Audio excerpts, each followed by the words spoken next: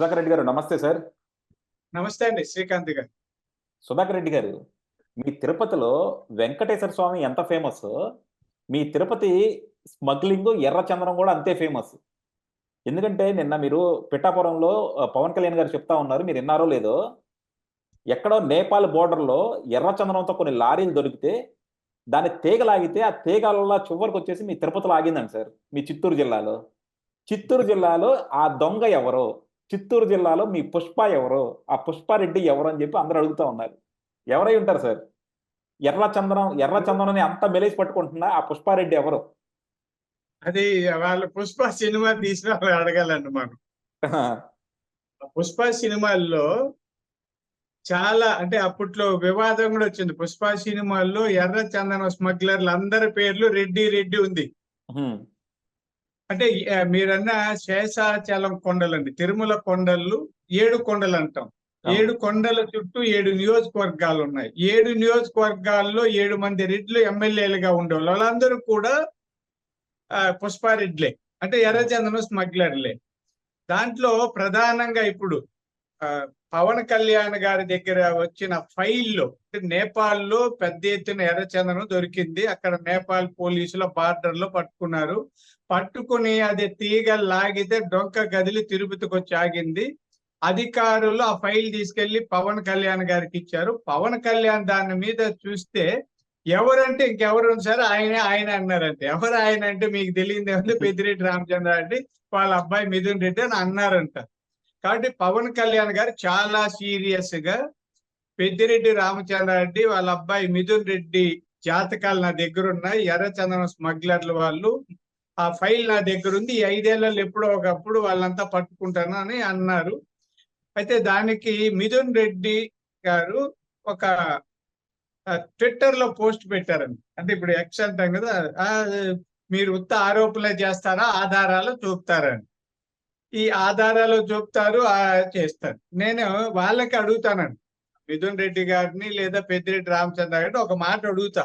ఆధారాలు కాదు, అటవీ శాఖ మంత్రి పెద్దిరెడ్డి రామచంద్రారెడ్డి గారు, ముఖ్యమంత్రి వైఎస్ జగన్మోహన్ రెడ్డి గారు, స్మగ్లింగ్ జరిగిందంతా తిరుమల కొండల్లో ఎక్కడ జరిగింది అనకపోతే అక్కడ పోయి అడవి అంతా కానీ పరిశీలిస్తే ఎన్ని మొక్కలు చెట్లు నరికేశారో, ఎప్పుడెప్పుడు నరికేశారో అవి తెలుస్తుందండి. మనం నరికిన ఎన్ని ఏళ్ళు అయింది, నెల అయిందా, 2 నెలలు అయిందా, సంవత్సరం అయిందా, 2 ఏళ్ళు అయిందా తెలిసిపోతుంది.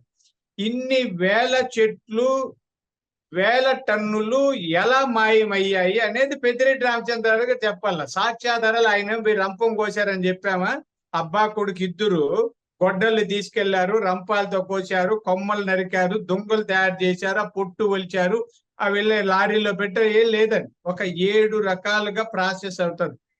దుంగలు అదే ఆ చెట్లు నరికి వాటిని దుంగల్లాగా అంటే తున్నులుగా నరికి అవన్నీ వివిధ విభాగాల్లో చేస్తారు. ఒక్కొక్క టన్ను అండి దాదాపు 2 కోట్ల వరకు ఉంటది ఏ గ్రేడ్. 3 కోట్లు కూడా అయినా ఆశ్చర్యం లేదు. మామూలు పనికి రానిది అయితే కూడా 50 లక్షలు ఉంటది ఒక టన్ను. వేల టన్నులు వెళ్ళుంటాయండి ఇప్పటికంటే, వేల కోట్లు సంపాదించారు. మీకు గతంలో చంద్రబాబు నాయుడు గారు అప్పుడు 2014 ముఖ్యమంత్రిగా ఉన్నప్పుడు కొల్లం గంగిరెడ్డి, మా చిత్తూరులో మొన్న ఎమ్మెల్యేగా పోటీ చేసిన విజయానంద రెడ్డి, ఇంకా చాలా మంది అరెస్ట్ అయ్యారు ఎర్రచందనం కేసుల్లో. తర్వాత మీకు తెలియంది ఏముందండి, కోర్టులో బెయిల్ రావడము, కేసులు కొట్టించుకోవడం, ఇవి జరుగుతూ ఉంటాయి. అని ఎవరిని విమర్శించడం కాదు, కానీ అధికారులు చేతులెత్తేస్తారు, సరైన ఆధారాలు చూపరు. ఆ రోజు ఏదో దొరికారంటే ఆధారాలని తారుమారు చేస్తారు. పవన్ కళ్యాణ్ గారు ఒక మాట అన్నారండి, తిరుపతి నుంచి బయలుదేరిన ఎర్రచందనం లారీలు అన్ని చెక్ పోస్టులు దాటుకొని అంత దూరం వెళ్ళాయి, దాదాపు 4000 కిలోమీటర్లు వెళ్ళి అక్కడెక్కడో పట్టుపడ్డాయి. అంటే ఇంత దూరం ఉన్న చెక్ పోస్టులు అధికారులు ఏం చేస్తున్నారు అన్నది ఆయన ప్రశ్న కూడా. నేను కూడా చాలా సందర్భాల్లో ఇదే ప్రశ్న వేశాను.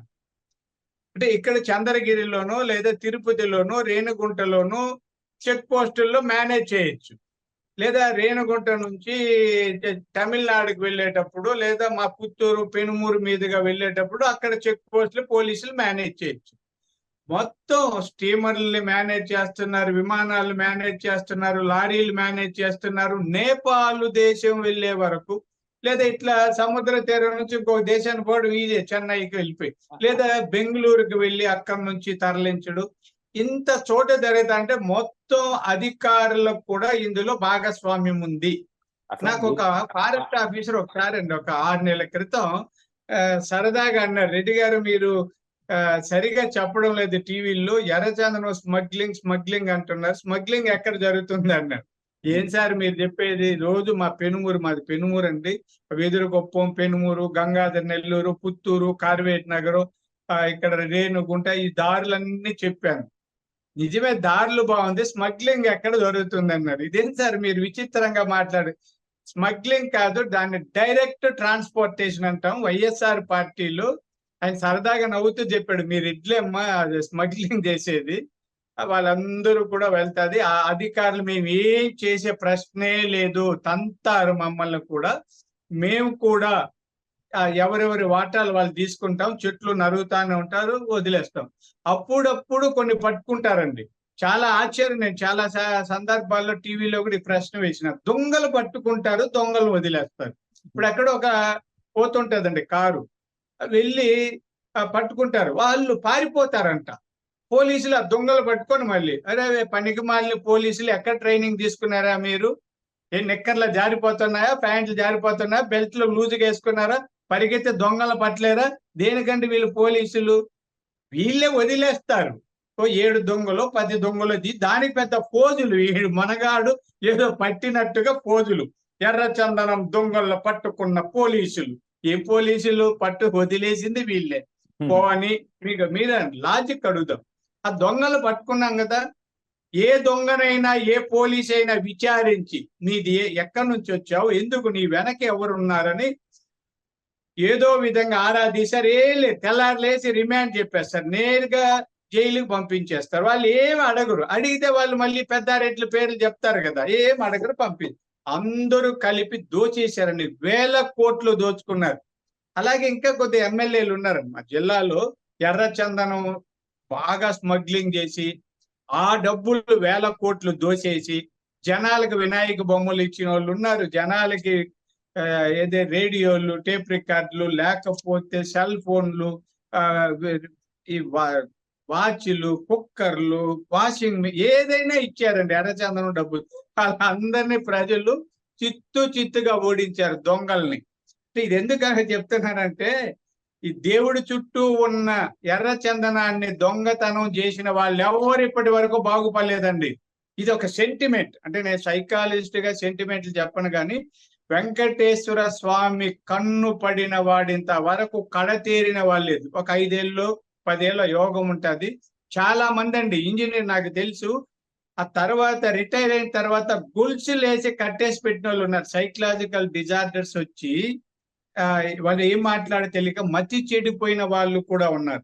చాలా మంది కుటుంబాలు నాశనం అయిపోయాయి. కాబట్టి పెద్దారెడ్డి, పుష్పారెడ్డి, పెద్దారెడ్డి, పవన్ కళ్యాణ్ గారు ధైర్యంగా ఆ ఫైల్ ని తీసుకొని కేసులు పెట్టి అరెస్టులు చేయాలని కోరుకుంటున్నానండి. చూద్దాం సార్, ఎందుకంటే ఇవన్నీ కూడా ఏ ప్రభుత్వం వచ్చినా సరే, అంటే పోయినసారి కూడా మనం చూసాం, చంద్రబాబు గారు ప్రభుత్వంలో ఉన్నప్పుడు ఈ ఎర్రచందనం దొంగల మీద కఠినమైన యాక్షన్ తీసుకున్నారు. కొంతమందిని అప్పుడు కాల్పులు కూడా జరిపారు. వాళ్ళంతా కూడా తమిళనాడులో ఉన్నారని అప్పుడు తెలిసింది. ఎప్పుడైనా సరే ఈ చిన్న వాళ్ళు పట్టుబడ్డారు కానీ, వాటి వెనకాల ఉన్న పెద్ద తలకాయలు మాత్రం పట్టుబడలే. సో ఇప్పుడైనా సరే, ఈ ప్రభుత్వంలో అయినా సరే పెద్ద తలకాయలను పట్టుకుంటారు, చిన్న వాళ్ళని కాకుండా అని ఆశిద్దాం సార్. థ్యాంక్ యూ అండి, thank you very much sir. Right.